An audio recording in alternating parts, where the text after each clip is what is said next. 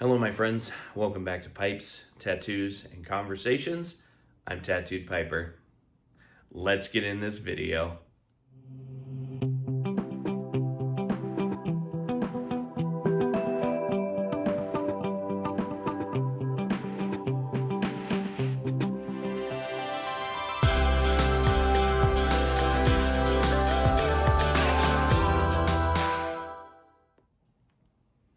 Hello. So I know I told you guys that the next video I was going to film, I was going to have my sling on. And that I had a couple videos pre-recorded for the next upcoming week or two. Slancha.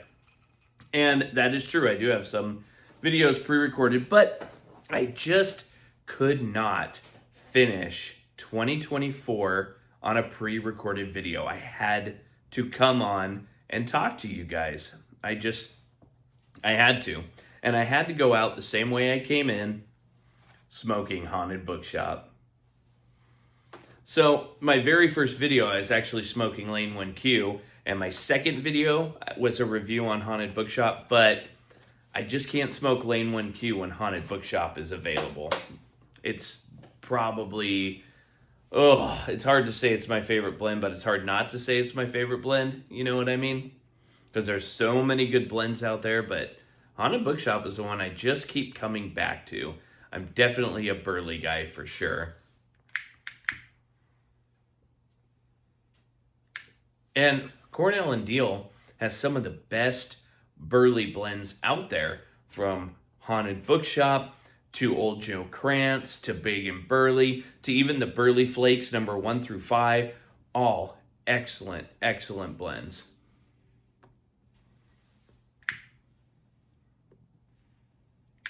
So, I just had to make a video while I was smoking some Haunted Bookshop.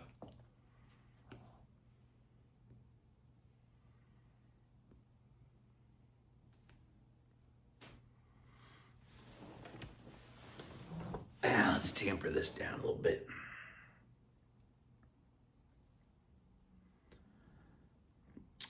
I didn't really have an idea of what I wanted to talk about when I started filming this. But I think I want to talk about these filters, 6mm and 9mm filters. And being able to have the skills to adapt pipes to being able to accept them. Now, I've watched a few videos on how to adapt pipes to 6mm and 9mm filters, and I'm very blessed coming from a background of redneckology. I grew up cutting wood, I grew up fixing things, I grew up with small engine repair, working on cars, working on motorcycles, dirt bikes, building stuff out of wood, just that kind of life, right? We would go to work, we would go to school, we'd come home, and then we'd work on stuff around the house. And that was our life growing up. I'm going to pause the video for a second because my neighbor's coming home. All right. So they're in their house now. So that being what it is, me growing up the way I did, I like to find ways to do things on my own. So working on pipes, working on cars, working on whatever it is, I like to find ways of doing it so I don't have to pay anybody to do it. Now, if you're a doctor or a lawyer or whatever, awesome for you. If you can pay somebody and you have the money to pay somebody to do that for you, great. I am not knocking that at all. I think that's wonderful. If you've gone to school and you were smart enough to get an education, by all means, do that. But growing up the way I did, I naturally try to find ways to do things for myself. So I have found what size drill bit works for drilling out I think this is called the mortise or the shank. The mortise might be the piece that actually fits into the shank. So I can't remember, but being able to drill out the shank so that the mortise can fit in there and then drilling out the mortise so that the filter can fit inside the bit, and finding out what sizes each of that takes.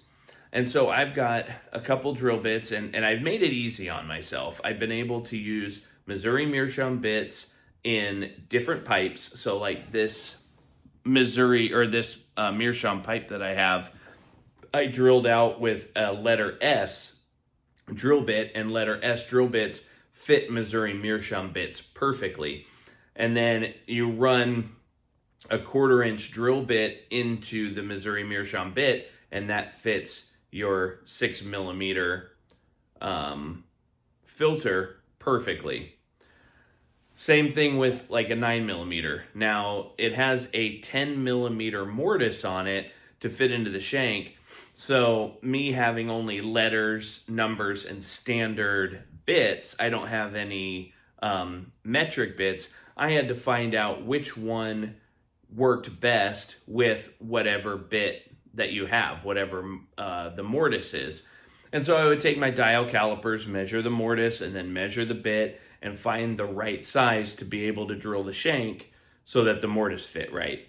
And then, of course, on 9mm filters, there's white elephants, which are slightly bigger than Vowen, which are just a little hair smaller than the Jubal or whatever you have. And so you got to find the drill bit that's going to fit perfectly for all of those. And the one that I found, I believe, is an 11/64, I think is the right drill bit to be able to accept all of them.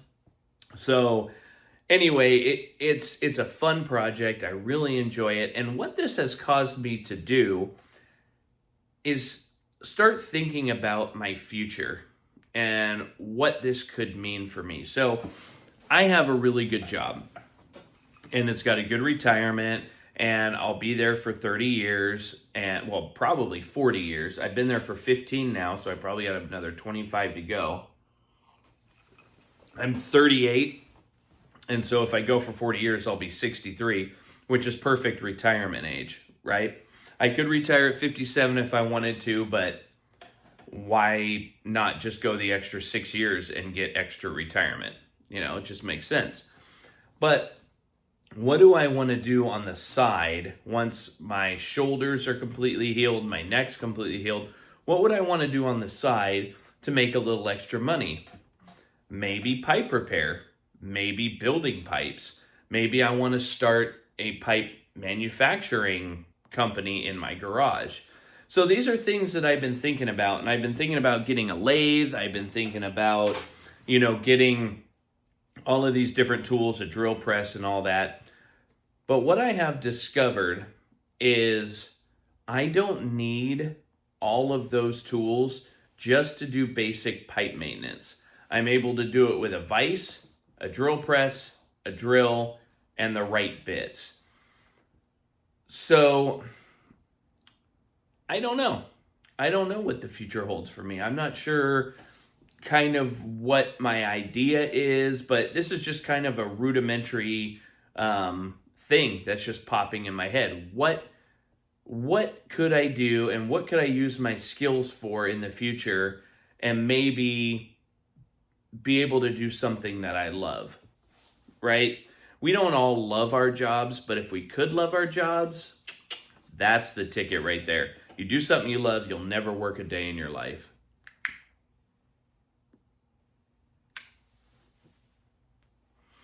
But I love this. I know I do. I love this, but I can't distill in my house and sell it to the general public.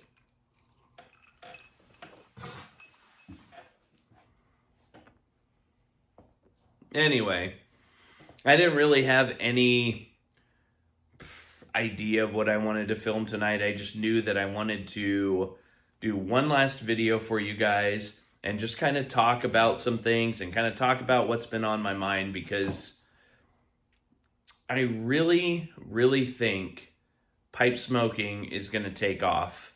And maybe not crazy like it was in the 50s and 60s, but in the next 10 years, I could see another 20% increase or 30% increase in pipes and tobacco sales. So what does that mean?